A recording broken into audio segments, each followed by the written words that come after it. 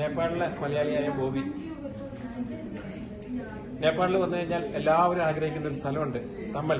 ചിലവർ തമിഴ് എന്ന് പറയും, തമൽ എന്ന് പറഞ്ഞൊരു സ്ഥലമുണ്ട്. അവിടെയുള്ള ഒരു ഹോട്ടലിൽ നിന്നാണ്. അപ്പൊ എന്റെ കൂടെ ഇന്ന് വിശിഷ്ടരായ 2 വ്യക്തികളുണ്ട്.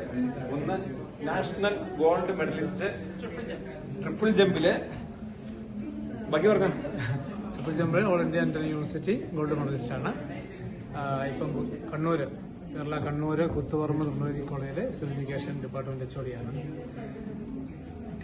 അപ്പൊ നിർമ്മലഗിരി കോളേജിലെ അധ്യാപകനാണ് കേട്ടോ. ഇവര് പോയിട്ട് എവറസ്റ്റ് ബേസ് ക്യാമ്പ് കീഴടക്കിയിട്ട് വന്നതാണ്. അപ്പൊ പർവ്വതാരോഹകരുടെ ഒക്കെ ഒരു അവസാനത്തെ വാക്കും ഒരു സാഫല്യവും സ്വപ്ന സാക്ഷാത്കാരവും ഒക്കെ ആയ എവറസ്റ്റ് ബേസ് ക്യാമ്പിൽ പോയിട്ട് ഇവർ തിരിച്ച് വന്ന് തമിഴിൽ വന്നു കഴിഞ്ഞപ്പോൾ എന്റെ ചിത്വാനിൽ വരണമെന്ന് പറഞ്ഞു. അങ്ങനെ ഞങ്ങൾ നേരത്തെ മുതൽ കോണ്ടാക്ട് ഉണ്ടായിരുന്നു. അദ്ദേഹത്തിന്റെ മിസ്സിസ് സ്റ്റേറ്റ് ചാമ്പ്യനാണ്, പിന്നെ നാഷണൽ പാർട്ടിസിപ്പന്റ് ആണ്, ഹൈജമ്പ്. അപ്പൊ ദേവഗിരി കോളേജിലെ ഫിസിക്കൽ ഡിപ്പാർട്ട്മെന്റ് അധ്യാപിക. അപ്പൊ ഇവര് ഞങ്ങൾ കുറെ നാളായിട്ട് കാണാന്നൊക്കെ പറഞ്ഞിരുന്നു. കറക്റ്റ് ഞാനും ഇവിടെ എന്റെ ജർമ്മനിയിൽ നിന്ന് കുറെ പേര് വന്നിട്ടുണ്ട്, ഫ്രണ്ട്സ്. അപ്പൊ അവര് വന്നു കഴിഞ്ഞപ്പോൾ ഞാനും ഇവർ യാദൃശ്യമായിട്ട് തമിഴിൽ വെച്ച് ഞങ്ങൾ കണ്ടു. അപ്പോ എവറസ്റ്റ് ബേസ് ക്യാമ്പ് കീഴടക്കിയതിന്റെ അനുഭവങ്ങൾ ഇവര് തന്നെ പറയും. നമ്മളൊരു കുറച്ച് നാളത്തെ പ്ലാനിങ്ങളായിരുന്നു. ഞങ്ങൾ ഒരുമിച്ചാണ് എല്ലാ യാത്രകളും പോകാറ്, ഞാൻ വൈഫും കൂടെ. അതിനൊരു പ്രിപ്പറേഷൻ ഉണ്ടായിരുന്നു. ശരിക്കും ഒരു 3 മാസത്തെ അതിലധികം വരുന്ന ഫിസിക്കൽ ഫിറ്റ്നസ് വേണമായിരുന്നു. ബാക്കി എല്ലാ കാര്യങ്ങളും ചെയ്യണമായിരുന്നു. അതായത് ഡ്രസ്സ്, ഷൂ, സാധനങ്ങൾ, ബാക്കിയുള്ള എല്ലാ അറേഞ്ച്മെന്റ്, ട്രക്കിങ്ങിന് വേണ്ടിയുള്ള ട്രക്കിംഗ് പോൾ അടക്കമുള്ള A to Z കാര്യങ്ങളെല്ലാം ചെയ്യണമായിരുന്നു. അതിൽ കൂടുതൽ ഫിറ്റ്നസ്സും വേണമായിരുന്നു കയറാൻ വേണ്ടി. കാരണം എല്ലാ ദിവസവും മുകളിലേക്ക് കയറുമ്പോൾ തന്നെ 8 കിലോമീറ്റർ തൊട്ട് 12 കിലോമീറ്റർ വരെ മുകളിലേക്ക് കയറേണ്ടതുണ്ട്. തന്നെയല്ല, ഒരു പരിധി 4000 മീറ്റർ ഒക്കെ കഴിഞ്ഞു കഴിഞ്ഞാൽ പിന്നെ ബ്രീത്തിന്റെ പ്രശ്നമുണ്ട്, ഓക്സിജന്റെ കിട്ടാനുള്ള പ്രശ്നമുണ്ട്. ഇതൊക്കെ തരണം ചെയ്യണമെന്നുണ്ടെങ്കിൽ ഫിസിക്കൽ ഫിറ്റ്നസ് ആവശ്യമുണ്ടായിരുന്നു. അപ്പം നാട്ടിൽ അത്യാവശ്യം ലഗേജ് അടക്കം ഇട്ടിട്ട്, കാരണം കിറ്റോട് കൂടിയാണ് നമ്മൾ കയറുന്നത്. അപ്പം ബാക്ക് പാക്ക് ഒക്കെ ഇട്ടിട്ട് ഉള്ള ട്രെയിനിങ് ഉണ്ടായിരുന്നു. ജിമ്മിൽ സ്ട്രെങ്തനിങ് ട്രെയിനിങ് ഉണ്ടായിരുന്നു. അത് ലെഗിനുണ്ടായിരുന്നു, കാലിനുണ്ടായിരുന്നു, അതുപോലെ പിന്നെ അബ്ഡമനുണ്ടായിരുന്നു. അങ്ങനെ ട്രെയിനിങ് ചെയ്യുന്നു. ഞങ്ങൾ രണ്ട് സ്ഥലത്താണ് വർക്ക് ചെയ്യുന്നത്. വീക്ക് ഡേയ്സിൽ, വർക്കിംഗ് ഡേയ്സിൽ അവനവന്റെ കോളേജിനടുത്ത് തന്നെ പ്രാക്ടീസ് ചെയ്യും. അതേപോലെ വീക്കെൻഡ് ആകുമ്പോൾ ഞാൻ വീട്ടിൽ വന്ന് കഴിയുമ്പോൾ ഞങ്ങൾ ഒരുമിച്ച് ട്രെയിനിങ്ങിന് പോകും. അതുകൊണ്ട് തന്നെ ബുദ്ധിമുട്ടുണ്ടായിരുന്നു, എങ്കിൽ പോലും ഒരു പരിധി വരെ വലിയ കുഴപ്പമില്ലാണ്ട് നല്ല രീതിയിൽ കയറിപ്പോകാൻ പറ്റി. തിരിച്ചിറങ്ങിയത് 6-7 ദിവസം കൊണ്ട് ഞങ്ങൾ മുകളിലേക്ക് കയറിയത് 3 ദിവസം കൊണ്ട് തിരിച്ചിറങ്ങേണ്ടി വന്നു. അത് ഒരു ദിവസം തന്നെ 22-23 കിലോമീറ്ററോളം കവർ ചെയ്യേണ്ടി വന്നു. ഓക്കെ, അത് ഇച്ചിരി ടാസ്ക് ആയിരുന്നു. പക്ഷെ എന്നാൽ പോലും തിരിച്ചിറങ്ങിയതിന്റെ ഒരു സന്തോഷം വളരെയധികം ഉണ്ട്. ഇതാണ് ഒരു എക്സ്പീരിയൻസ് ആയിട്ട് പെട്ടെന്ന് പറയാനുള്ളത്. ടീച്ചർ പറയാം. കൂടുതലായിട്ടൊന്നും പറയാനില്ല. നമുക്ക് ഓരോ പ്രാവശ്യവും കയറുമ്പോൾ നമുക്ക് കൂടുതൽ എനർജിയാണ് കിട്ടിക്കൊണ്ടിരിക്കുന്നത്. അതാണെന്ന് തോന്നുന്നു എവറസ്റ്റിന്റെ പ്രത്യേകത. അവിടെ പോയി അതങ്ങ് കണ്ടു കഴിയുമ്പോഴത്തേക്ക് ഉണ്ടാകുന്ന ഒരു സന്തോഷം പറഞ്ഞറിയിക്കാൻ പറ്റത്തില്ല.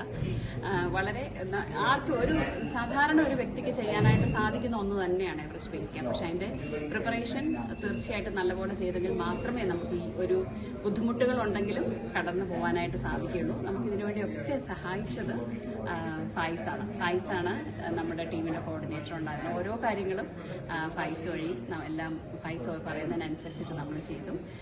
അതിനിടയിലാണ് ബോബിച്ചേട്ടനെ പരിചയപ്പെട്ടത്. ഇപ്പോൾ ബോബിച്ചേട്ടൻ ഇവിടുത്തെ കാര്യങ്ങളൊക്കെ നമുക്കൊന്നും കൂടി ഒന്ന് വിശദമായിട്ട് പറഞ്ഞൊക്കെ തന്നു. ഇനിയും താല്പര്യമുള്ളവരൊക്കെ EBC ചെയ്യണം എന്ന് തന്നെയാണ് ഞങ്ങളുടെ ആഗ്രഹം.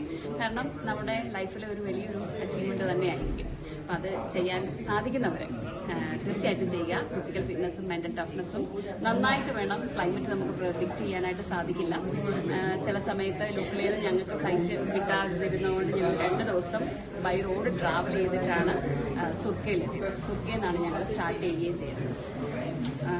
അത്രയേ ഉള്ളൂ. അപ്പോ എഡ്മണ്ട് ഹിലാരിയും ടെൻസിംഗ് നോർഗയും ഒക്കെ കീഴടക്കിയ എവറസ്റ്റ് എന്നും അവിടെ ഒരു നിത്യസ്മാരകമായിട്ട് നിലകൊള്ളും. ഒരുപാട് പേര് വന്ന് ബേസ് ക്യാമ്പ് എത്തും, കുറെ പേര് കീഴടക്കും, കുറെ പേര് മരണപ്പെടും, കുറെ പേര് അവരുടെ സ്വപ്ന സാക്ഷാത്കരിച്ച് പോകും. അപ്പോൾ നമ്മുടെ മലയാളികൾ പറ്റുമെങ്കിൽ എവറസ്റ്റ് ബേസ് ക്യാമ്പൊക്കെ വരാൻ വേണ്ടിയിട്ട് ഞാൻ ഹാർദമായിട്ട് എല്ലാവരെയും വിളിക്കുകയാണ്. എവറസ്റ്റ് അവിടെ നിലകൊള്ളുന്നത് പോലെ ജീവനുള്ളോടത്തോളം കാലം ഞാനും ഈ മലയാളി നേപ്പാളിലുണ്ടാവും. അപ്പൊ ടീച്ചർ പറഞ്ഞ ഫായിസിനെ ഞാനൊന്ന് പരിചയപ്പെടുത്തി തരാവേ. ഇതാണ് ഫായിസ്. അപ്പൊ എവറസ്റ്റ് ബേസ് ക്യാമ്പ് പാക്കേജ് ചെയ്യാനോ അല്ലെങ്കിൽ സ്വന്തമായിട്ട് ചെലവ് കുറഞ്ഞ രീതിയിലൊക്കെ ചെയ്യാൻ ആഗ്രഹിക്കുന്നവർക്ക് എന്ത് സഹായം ആവശ്യമുണ്ടെങ്കിലും ഈ ഫൈസ് ചെയ്തു തരും എന്ന് തന്നെയാണ് എന്റെ വിശ്വാസം. കാരണം ഞങ്ങൾ ഒരു 4 കൊല്ലമായിട്ട് ഞങ്ങൾ തമ്മിൽ ഫോണിൽ കൂടെ കോണ്ടാക്ട് ഉണ്ട്. ഒരുപാട് ഈ എവറസ്റ്റ് ബേസ് ക്യാമ്പിലേക്ക് വരുന്ന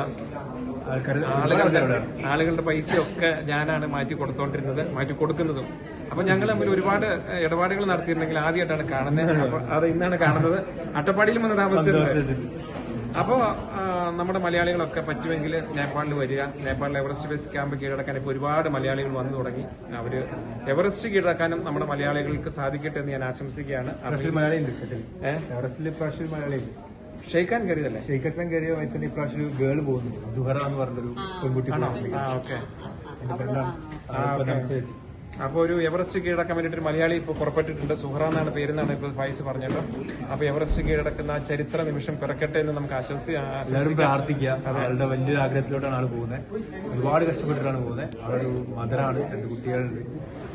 നമ്മുടെ നാട്ടിലൊരു മദർ എവറസ്റ്റ് കയറാൻ വേണ്ടി ഇത്രയും ഇതാക്കി പോകുന്ന വലിയൊരു കാര്യമാണ്. അപ്പൊ അത് സക്സസ് ആയിട്ട് വരാൻ വേണ്ടി എല്ലാവരും പ്രാർത്ഥിക്കാം. അപ്പൊ ഇനി നേപ്പാളിലേക്ക് കാര്യങ്ങളൊക്കെ വരുന്നുണ്ടെങ്കിൽ ധൈര്യമായിട്ടും വരിക. ഞാനൊക്കെ ഇവിടെ ഉണ്ടാവും. അതേപോലെ ഫൈസ് എവറസ്റ്റിന്റെ ചോട്ടിലുണ്ടാവും. അപ്പോൾ അത് നാഷണൽ ഗോൾഡ് മെഡലിസ്റ്റ് അന്ന് സാക്ഷാത്കരിക്കാൻ പറ്റാത്ത സ്വപ്നം ഈ പ്രായത്തിലും ചെയ്തെങ്കിൽ നമുക്കൊക്കെ ഇനിയും എല്ലാം ഒരുപാട് കാര്യങ്ങൾ നമുക്ക് നടക്കും. അപ്പോൾ നേപ്പാളിൽ നിന്ന് മലയാളിയായ ബോബി, നാഷണൽ ഗോൾഡ് മെഡലിസ്റ്റ് വിന്നറും നിർമ്മലഗിരി കോളേജ് അധ്യാപകനുമായ രഞ്ജിത്ത് സാറിനോടും ഷിറിൽ സാറിനോടും അതേപോലെ തന്നെ നമ്മുടെ ദേവഗിരി കോളേജിലെ അധ്യാപികയായ നമ്മുടെ രേഖ ടീച്ചറിനോടൊപ്പം നമ്മുടെ ഫൈസ. അപ്പൊ ഇന്ന് തമിഴിലാണ് കേട്ടോ. അപ്പൊ എല്ലാവർക്കും ബൈ. Bye-bye.